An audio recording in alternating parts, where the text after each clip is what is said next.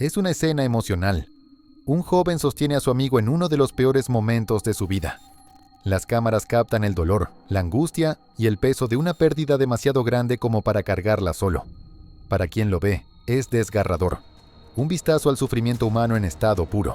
A simple vista, es fácil entender por qué esta imagen resulta tan perturbadora, pero la verdadera razón es aún más aterradora.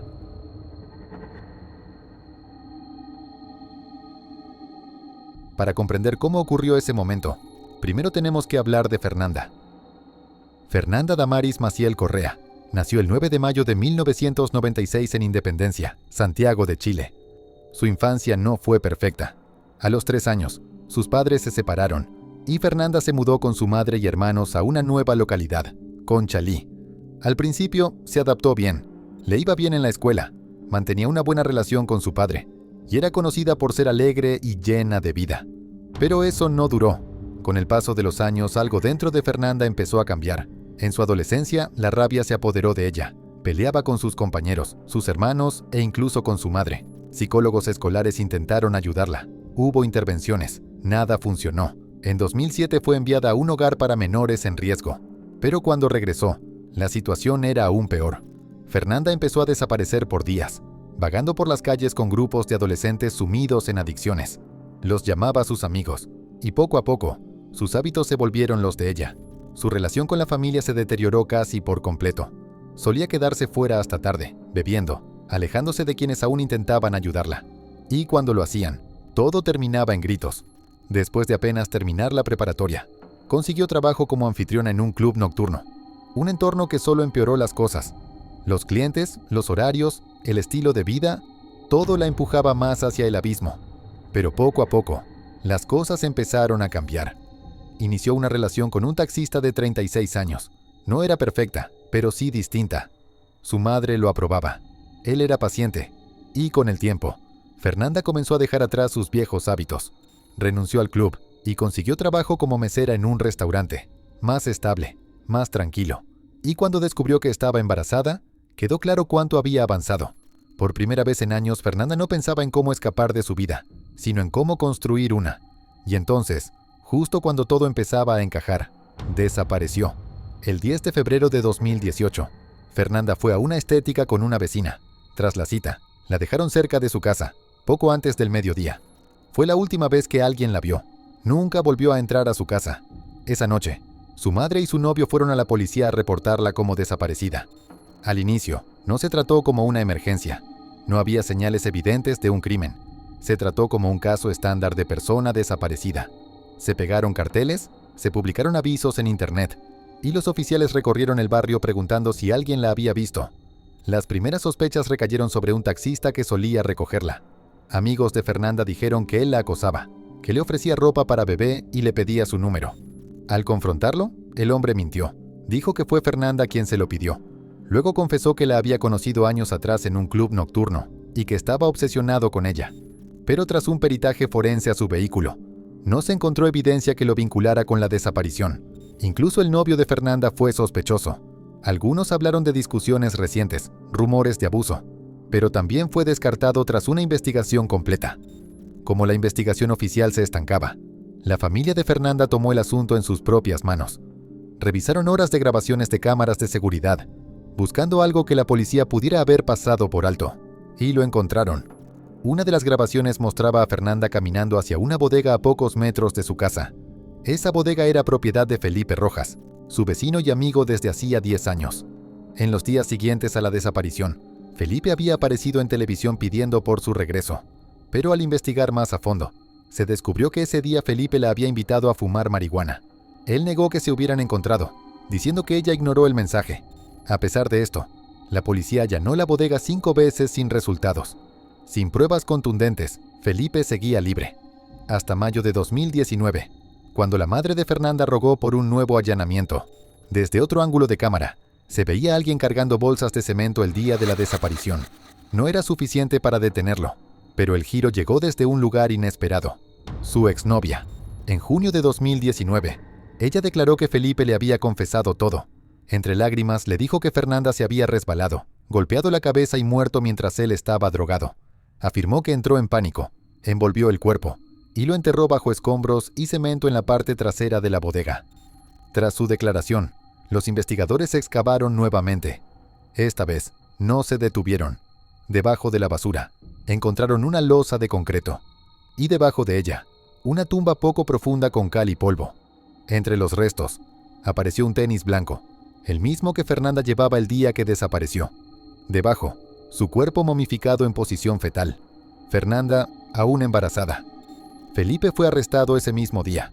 La escena fue transmitida en vivo desde un centro comercial. Pero el horror no terminó ahí. La autopsia reveló que Felipe había mentido. No había traumatismo en la cabeza. El hueso yoides estaba fracturado. Fernanda había sido estrangulada. Confrontado de nuevo, Felipe confesó la verdad. El 10 de febrero la había invitado a la bodega con la excusa de fumar. En algún momento, le tomó una foto a sus piernas, y algo en él hizo clic. Cuando Fernanda quiso irse, él la sujetó del cuello y la arrastró adentro. La estranguló hasta dejarla inconsciente y abusó de ella mientras yacía indefensa. Luego la ató, envolvió su cuerpo y la enterró en un pozo de basura. Pero Fernanda no estaba muerta. Aún respiraba cuando él la cubrió con cemento. Mientras su familia la buscaba, mientras su pareja lloraba en televisión, mientras extraños repartían volantes, Felipe estaba ahí, a su lado, haciéndose pasar por el amigo desconsolado. Después de su arresto, Felipe siguió mintiendo, cambiando su versión una y otra vez, pero la evidencia fue imposible de negar. El 11 de abril de 2023 fue declarado culpable del asesinato. 2 semanas después, condenado a cadena perpetua con posibilidad de libertad solo después de 40 años. Al hablar en el juicio, solo pronunció una frase de disculpa. Nunca dijo el nombre de Fernanda. Nadie le creyó. A nadie le importó. Pasaron casi 2 años hasta que Fernanda fue encontrada y sepultada. 2 años de silencio, mientras el culpable estaba en casi cada escena. Y eso es lo que hace que la imagen sea aún peor. Un hombre consolando a su amigo, cuando él mismo fue quien le quitó todo. No es una imagen en el sentido tradicional, es una fotocopia, algo que podrías encontrar en los márgenes de un diario que nunca debió ser leído. Pero mientras más lo miras, más comienza a sentirse como algo distinto. Como si no fuera solo arte, sino un mapa de la mente de alguien, un vistazo al caos, la ilusión, y algo aún más perturbador escondido detrás de todo. Jorge Beltrão Negromonte da Silveira nació de inmigrantes portugueses y creció entre Portugal y Brasil. Desde joven, su vida ya mostraba señales de violencia. En su adolescencia fue acusado de matar a otro chico, pero fue liberado por falta de pruebas.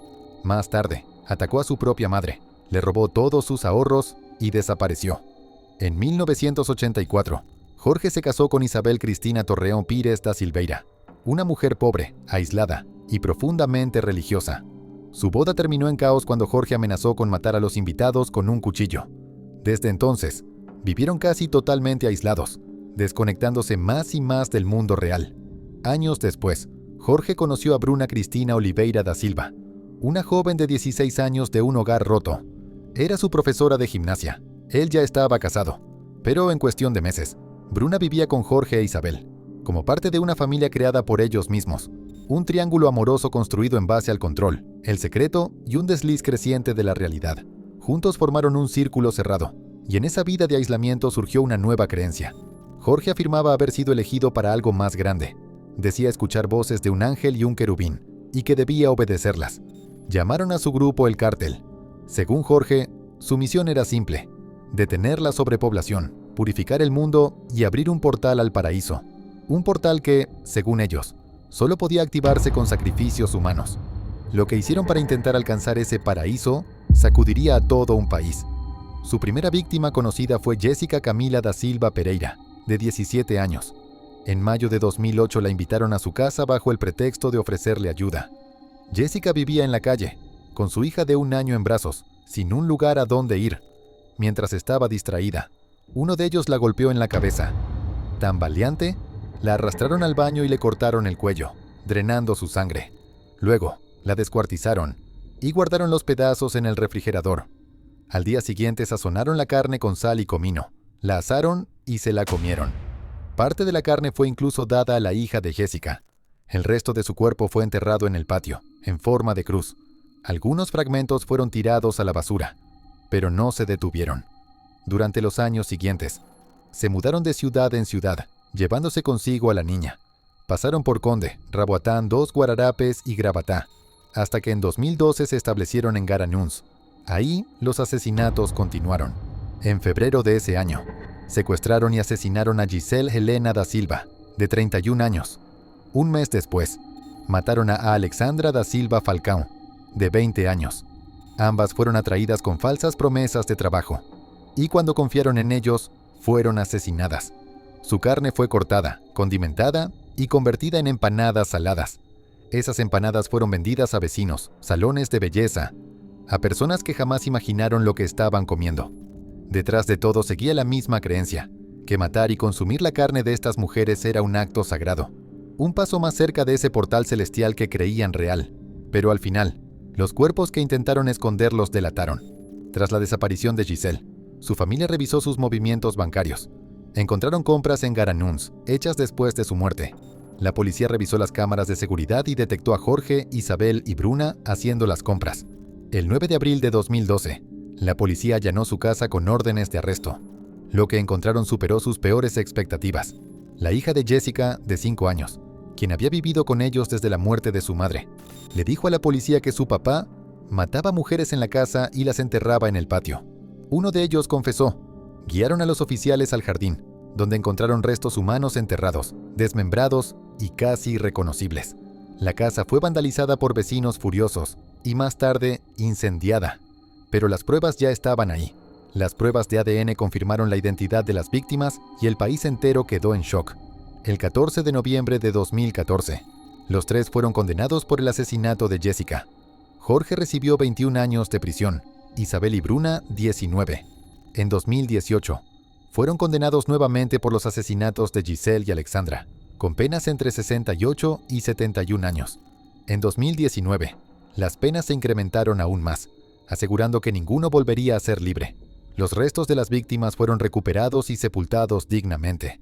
Pero incluso después de eso, quedaba una última pieza de evidencia, una puerta a la mente detrás del horror. Mientras esperaba juicio bajo cuidado psiquiátrico, Jorge Negramonte comenzó a escribir un libro titulado Revelaciones de un esquizofrénico. Con ayuda de personal médico, escribió 34 capítulos cortos que mezclan recuerdos, alucinaciones, confesiones violentas y pensamientos poéticos. Algunos capítulos hablan de su infancia, otros describen las visiones que lo llevaron a matar. El libro está lleno de dibujos grotescos, figuras distorsionadas, rostros con máscaras y escenas violentas. Fue autoeditado en una notaría y filtrado en línea, ofreciendo un vistazo sin filtros al delirio de un asesino que creía estar cumpliendo una misión divina. Hoy, Jorge sigue bajo tratamiento psiquiátrico. Ha escrito 3 libros más. Dice ser vegetariano. Y María, la niña que secuestraron tras asesinar a su madre, está viva. Hoy tiene otra identidad, lejos del infierno en el que creció. Al mirar la portada de Revelaciones de un esquizofrénico, no ves solo garabatos y dibujos. Ves cada pesadilla hecha real. En medio de un cuarto lleno de desorden se encuentra lo que parece una muñeca gigante, vestida con una sudadera roja con la capucha puesta y una falda de mezclilla rígida colgando de su cintura. Sus extremidades lucen raras, demasiado gruesas, demasiado rígidas, cubiertas por medias gruesas y guantes. Y luego está el rostro, pálido, brillante, congelado. Los ojos parecen pintados, pero no de una forma pensada para verse de cerca. A simple vista, podrías pensar que se trata de un juguete casero, pero la verdad detrás de esta muñeca es mucho más oscura de lo que cualquiera imaginaría.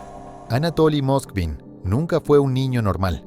Creció en la ciudad rusa de Gorky, actual Nizhny Novgorod, y pasaba sus días vagando por cementerios, explorando tumbas abandonadas con los pocos amigos que tenía. Pero lo que realmente lo diferenciaba era algo mucho más inquietante.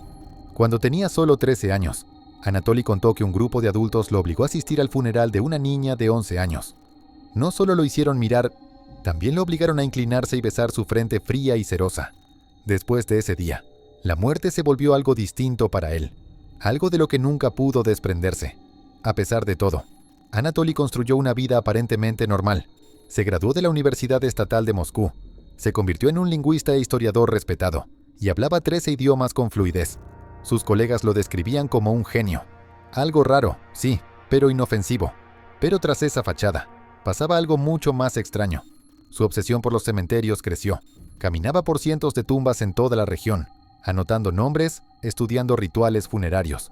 Incluso dormía en ataúdes abandonados. Se autodenominaba un necrópolo, un experto en los muertos. Y aun con todo ese conocimiento, nadie imaginó lo que realmente estaba haciendo. Cuando la verdad salió a la luz, el mundo quedó horrorizado. En 2009, la gente de Nizhny Novgorod comenzó a notar algo extraño. Varias tumbas estaban siendo profanadas. Algunas habían sido completamente desenterradas, la tierra removida, los ataúdes abiertos. Al principio, la policía pensó que se trataba de extremistas. Aumentaron la vigilancia, enviaron detectives. Pero por 2 años no lograron nada. Las tumbas seguían siendo saqueadas. Las familias encontraban los restos de sus seres queridos expuestos. Nadie sabía por qué. No fue sino hasta 2011 que encontraron una pista real. Se reportaron actos de vandalismo en cementerios musulmanes, y las investigaciones apuntaron a un solo hombre, Anatoly Moskvin. Cuando los oficiales entraron a su casa, no sabían qué esperar, pero lo que encontraron, nadie estaba preparado para eso. Entre torres de libros, periódicos y basura acumulada, había docenas de muñecas de tamaño real, algunas sentadas cuidadosamente en los sillones, otras acomodadas en estantes, algunas detrás de cortinas. Al principio, parecían simplemente raras. Las ropas estaban gastadas y muchas parecían mal hechas, como si alguien hubiera intentado construir muñecas sin tener idea de cómo. Pero había un olor, un hedor podrido, escondido bajo el polvo y el papel viejo. Y al mirar más de cerca, la verdad emergió. No eran muñecas, eran cadáveres. Durante años, Moskvin había estado exhumando los cuerpos de niñas fallecidas, algunas tan pequeñas como de 3 años. Secaba sus cuerpos con sal y bicarbonato, les rellenaba los torsos con trapos, las vestía con medias, vestidos con volados y ropa infantil. Algunas tenían máscaras de cera moldeadas sobre sus rostros. A otras les colocaba ojos de juguete en las cuencas vacías, para que pudieran ver caricaturas con él. Les puso nombres, les celebraba cumpleaños, les hablaba. Incluso les metía cajitas musicales en el pecho, para que cuando las tocara, sonaran. Las imágenes de la investigación mostraban a las muñecas distribuidas por toda la casa, sentadas a la mesa, escondidas en las paredes. Una estaba disfrazada de oso de peluche. Lo más perturbador, los padres de Anatoly vivían en el mismo departamento. Dijeron que siempre pensaron que eran solo muñecas. En total, la policía encontró 29 cuerpos momificados de niñas en su casa. Una de ellas había sido guardada por casi 9 años. Pero los mapas, placas de tumbas y los diagramas que encontró la policía indicaban que el número real de tumbas profanadas podría haber sido más de 150. Cuando lo confrontaron, Moskvin no mostró ningún arrepentimiento. En la corte, les dijo a los familiares que no tenían derecho sobre sus hijas, que al enterrarlas las habían abandonado, y se negó a disculparse, porque en su mente no eran víctimas, eran sus hijas. Fue arrestado y acusado de profanación de tumbas y cadáveres, pero ese crimen solo conllevaba una condena máxima de 5 años. Los psiquiatras lo diagnosticaron con esquizofrenia paranoide, y en 2012, un tribunal ruso lo declaró inimputable. En vez de prisión, fue enviado a un hospital psiquiátrico, donde permanece hasta hoy. Cada año se revisa su caso, y cada año, los médicos deciden si es seguro dejarlo salir. Pero hasta ahora sigue recluido. Aunque en 2018 algunos médicos pidieron su liberación bajo vigilancia ambulatoria, tras una segunda evaluación, se le negó, porque nunca mostró remordimiento. Moskvin explicó que actuó por soledad, que siempre quiso hijos, pero le fue negada la adopción por su bajo nivel económico. Aseguró que las niñas muertas le hablaban desde sus tumbas, que le pedían que las rescatara, y que, según él, las estaba salvando, manteniéndolas a salvo, esperando el día en que la ciencia pudiera revivirlas. Hoy, Anatoly Moskvin sigue confinado. Las muñecas que construyó, vestidas con ropa infantil y escondidas en cada rincón de su casa, se convirtieron en otra cosa cuando la verdad salió a la luz, porque cuando ves sus rostros brillosos, sus cuerpos encorvados bajo capas de tela, puedes engañarte pensando que son solo juguetes, pero debajo de esa tela y ese maquillaje, había una niña cuya muerte no fue el final, sino el comienzo de algo aún más horrible.